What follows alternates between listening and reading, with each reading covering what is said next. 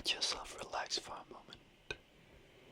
I'll tell you a beautiful, quiet story now. It was so beautiful out on the country. It was the summer, the wheat fields were golden, the oats were green, and down among the green meadows, the hay was stacked. There the stork minced about on his red legs, clacking away in Egyptian, which was the language his mother had taught him. Round and about the field and meadow lanes rose vast forests, in which deep lakes lay hidden. Yes, it was indeed lovely out there in this country. In the midst of the sunshine, there stood an old manor house that had a deep moat around it. From the walls of the manor right down to the water's edge, great burdock leaves grew. And there was something tall that little children could stand upright beneath, the biggest of them. In this wilderness of leaves, which was as dense as the forest itself, a duck sat on her nest, watching her ducklings. She was becoming somewhat worried, because sitting is such a dull business, and scarcely anyone came to see her. The other duck would much rather swim in the moat than waddle around in the squat under the burdock leaf to gossip without her. But at last the eggshells began to crack, one after another. Quack, quack, said the duck, and quick as quick can be, they all waddled out to have a look at the green world under the leaves. Their mother let them look as much as they pleased, because green is good for the eyes. How wide the world is, said all the young ducks, for they certainly had much more room now that they had come out of their eggshells. Do you think this is the whole world? Their mother asked.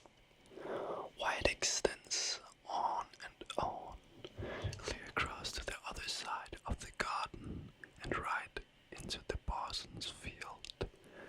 Though that is further than I've ever been. I do hope you're all hatched, she said as she got up. No, not quite at all. The biggest egg still lies here. Now, quick water break. Remember to stay hydrated, guys. It's very important for you and for your relaxation to be hydrated. The biggest egg still lies here. How much longer is it going to take? I'm really rather tired of this, she said, but she settled back on her nest. Well, how goes it? Asked an old duck who came to pay her a call. It takes a long time with that one egg, said the duck on the nest. It won't crack, but look at the others. They are the cutest little ducklings I've ever seen. They look exactly like their father, the wretch. He hasn't come to see me at all. Let's have a look at the egg that won't crack, the old duck said. It's a turkey egg, and you can't take my word for it. I was fooled like the ones myself. What trouble and care I had with those turkey children, for I may as well tell you. They are afraid of the water. I simply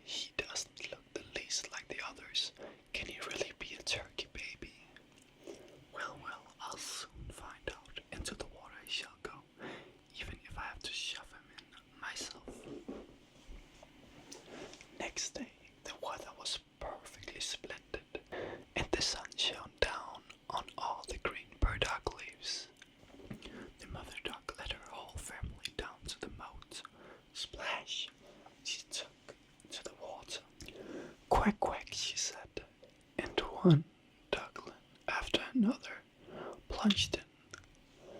The other water went over their heads, but they came up in a flash and floated.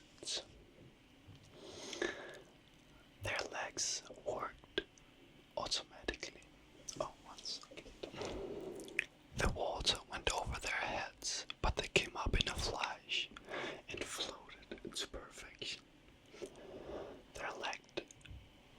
Their legs worked automatically, and they were all there in the water. Even the big, ugly grey one was swimming along. Why? That's not how turkey is, she said. See how nicely he uses his legs and how straight he holds himself. He's my very own son after all, and quite good looking if you look at him properly.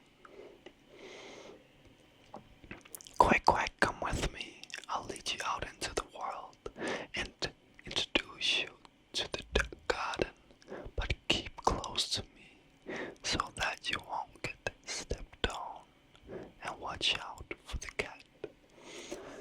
Thus they sailed into the duckyard, where all was uproar, because two families were fighting over the head of an eel, but the cat got it after all.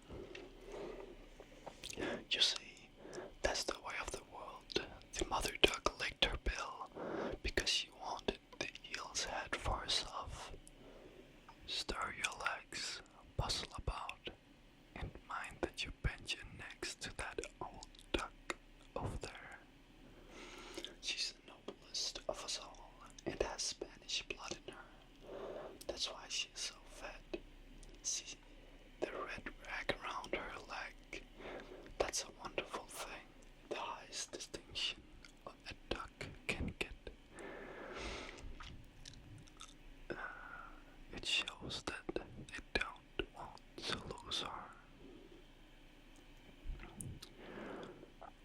And that she has to have special attention from man and beast. Shake yourselves, don't turn your toes in. A well-bred duckling turns his toes away out just as his father and mother do, this way. So then, now duck your necks and say quack. They did as she told them, but the other ducks around them looked on and said right out loud, see here, must we have this brood too? Just as if there wasn't enough of us already. What an ugly duckling fellow that duckling is. We won't stand for him. One duck just up and bit his neck. Leave him alone, his mother said. He isn't doing any harm. Possibly not, the duck said, who just bit him. But he's too big and strange, therefore he needs a good whacking. What nice looking children you have, mother, said the old duck with a rag around her leg. They are all quite pretty except that one. He didn't come out so well. It's a pity you can't hatch him again. That can't be managed, your ladyship, said the mother. He isn't so handsome, but he is as good as can be, and he swims just as well as the rest, or should I even say a little better than they do. I hope his looks will improve with age, and after a while he won't seem so big. He took too long in the egg, and that's why his figure is all that it should be. She pinched his neck and preened his feather. Moreover, he's a drake, so it won't matter so much. I think he'll be quite strong, and I'm sure he will amount to something. The other ducklings are pretty enough, said the old duck. Now make yourselves right at home, and you find an eel's head you may bring to me. So they felt quite at home. But the poor duckling, who had been the last one out of his egg, and who looked so ugly, was pegged and pushed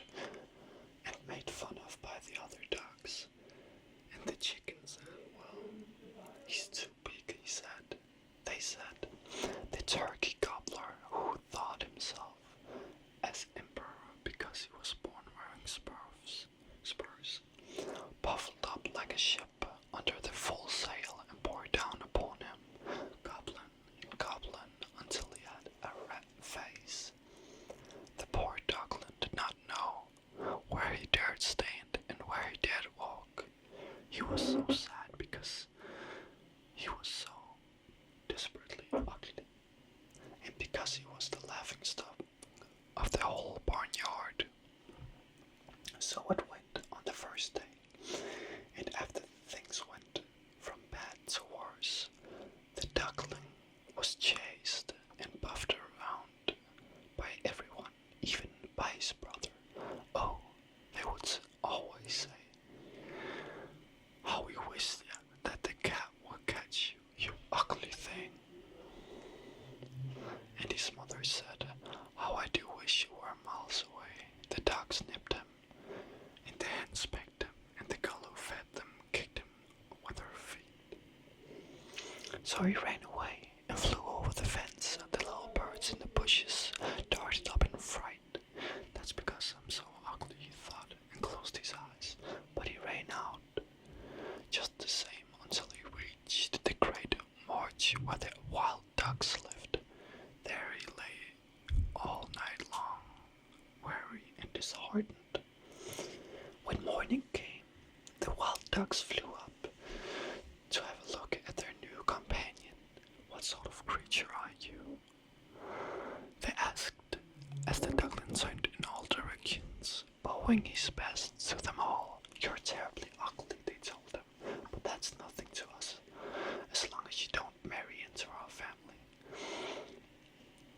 Poor duckling, marriage certainly had never entered his mind. All he wanted was for them to let him lie amongst the reeds and drink a little water from the marsh. There he stayed for 2 whole days. Then he met 2 wild geese, or rather wild ganders, for they were males. They had not been out of the shell very long, and that's what made them so sure of themselves. "Say there, comrade," they said, "you're so ugly that we have taken fancy to you. Come with us and be a bird of passage. In another marsh nearby, there are some fetching wild geese, all nice young ladies who know how to quack. But you're so ugly that they will completely turn their heads." Bing bang, shots rang in the air, and these 2 condors fell dead among the reeds. The water was red with their blood. Bing bang. The shots rang as the whole flocks of wild geese flew up from the reeds. Another volley crashed. A great hunt was in progress. The hunters lay under cover all around the marsh, and some even perched in branches of trees that overhung the reeds. The blue smoke rose like clouds from the shade of the trees and drifted far out of the water. We are about having of The Ugly Duckling by H.C. Andersen, or Jose Andersen, as his birth name, or that's how you say it in his native language. I really hope you like this video. I'm really looking forward to finishing this story. It's one of my favorite stories, and everybody in my country and H.C. Andersen's birth country knows it. So I hope this little cliffhanger will have you, making you excited for another, or the next, I should rather say the next storytelling ASMR. Leave a comment down below if you liked these microphones, like the ear to ear, and leave